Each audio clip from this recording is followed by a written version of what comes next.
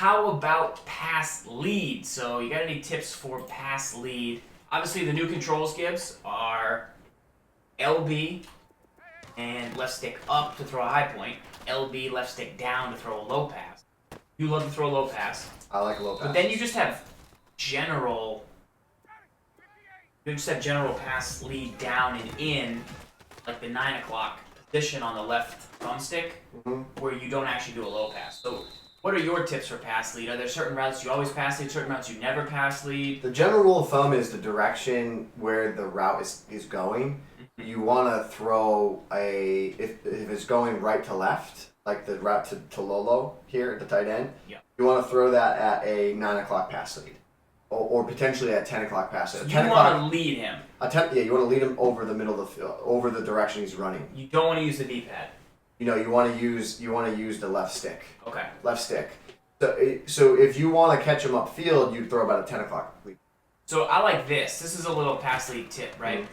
So you're gonna see if we can wait there.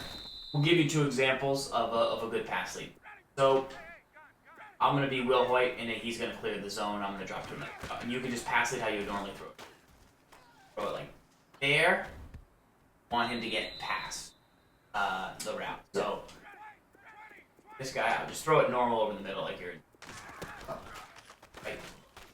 So you want it that out. You want that pass lead ahead. He catches it in stride. But the other thing is, if I'm Will Hoyt and I'm cheating, say I'm cheating because I know you're gonna go there.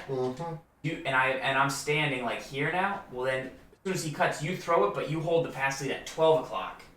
Now I think the route's going there, and I'm not in good enough position. But you're there to like throw it like up the field, like straight away. That's kind of the move a lot of people do. Yep. You did a horrible job demonstrating it. Yeah. Well, the other move is this, right? Okay. The drag is probably the most important pass lead tip you could have because it's the most consistent, easiest thing to do. On a drag route, you will always want to throw a 12 o'clock pass lead. Get them upfield because So you don't want to lead a drag. You don't, depending on like a user, like if you, like right there, I don't want to throw it when I did, but like there's space there, so I want to throw that upfield. You see how much extra yards I got? I felt forward at 10 yards, right? So that's why you throw a 12 o'clock pass lead. Now, if you are a user player, you break down on it, I would then want to lead to the sideline over there. Now I get to the sideline, I can crank. But when the drag is breaking in the middle of the field, throw it at 12 o'clock pass lead. One more time. Let me show you the difference. If I just throw this here, I catch it and I get to the 50, you gotta right? take 2 steps there. Now, if I do that again, pass lead. This is a pass lead upfield now, right here. That example, but again, catches it and he's already turned upfield. So you get extra yak yards, and it could be the difference between a first down, a game-breaking touchdown, than if you're not using the right pass. You have a corner right here, just so we can show the most important pass lead. The route you probably see pass led the most. The old pass route you used to see the most was like a fade in the end zone, or kind of a route that somebody can high point in the back of the end zone. That's kind of the lead. But that's really inaccurate this year, and it's not quite the best way to go potentially.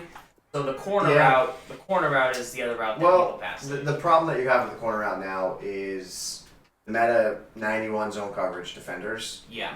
You for most all intents and purposes, like you can't really throw. Like this is a corner route. It's not a great corner pattern, but if I throw that down and away, like he breaks on it every time. So you throw that to like a 430, 437? I was throwing that at like 430, roughly 430. At the start of the year, you were able to throw these open.